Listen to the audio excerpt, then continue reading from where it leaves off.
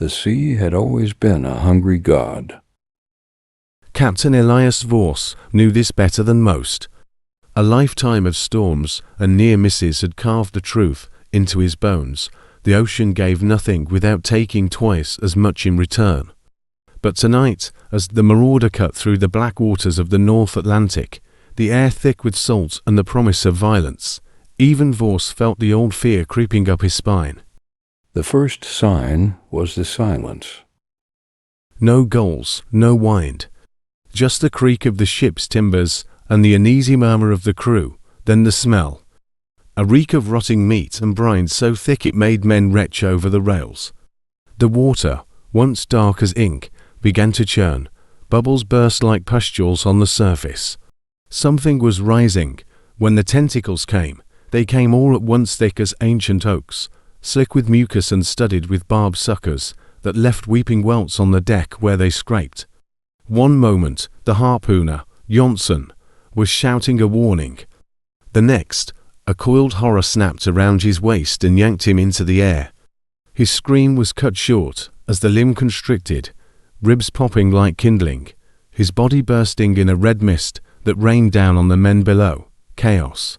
The crew scrambled for axes, for blades, for anything that could bite into that monstrous flesh. But the Kraken was not one beast, it was a storm of them. Tentacles smashed through the hull, plucking men like ripe fruit.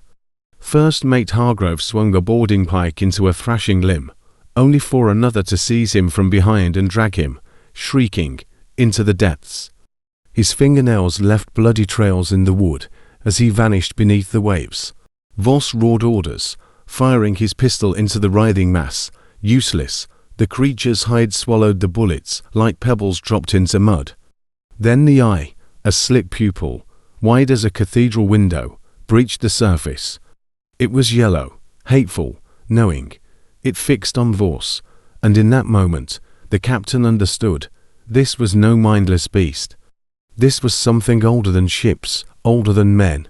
Something that remembered when the world was all ocean, and the things that walked on land were nothing but scurrying morsels. The deck splintered. The marauder groaned like a dying thing. Voss barely had time to snatch a blade before the ship cracked in half. The Kraken's bulk rising between the halves, its maw a yawning abyss lined with teeth like broken swords. The last thing Elias Voss saw was the darkness rushing up to meet him, not the sea, but the gullet of the beast, the stench of 1,000 swallowed souls, thick in his nostrils, then nothing. The feeding. Beneath the waves, in the crushing dark, where no light had ever reached, the Kraken feasted. Bones snapped like twigs between its beak. Flesh dissolved in its acidic gullet, nourishing the ancient hunger that had gnawed at its gut for centuries. The marauder was just another morsel, and a long line of sacrifices, its splintered hull settling into the silt beside the wrecks of 100 other ships, Viking longships, Spanish galleons, steel-hulled freighters, all equally broken, all equally forgotten. And as it ate, the Kraken remembered. It remembered the first men who had dared to cross its domain, their primitive boats bobbing like insects on the surface.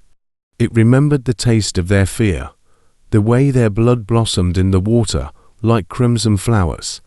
It remembered the slow awakening of its kind, stirring from the deep places as the ships grew larger, the nets wider, the harpoons sharper. The sea had always been a hungry god, and now, at last, it was waking up, far above. The dawn sun painted the waves red.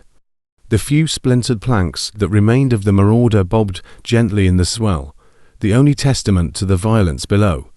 And in the ports and harbours of men, the old sailors whispered warnings to those who would listen. They spoke of ships that vanished without a trace, of nightmares that stirred in the blackest depths.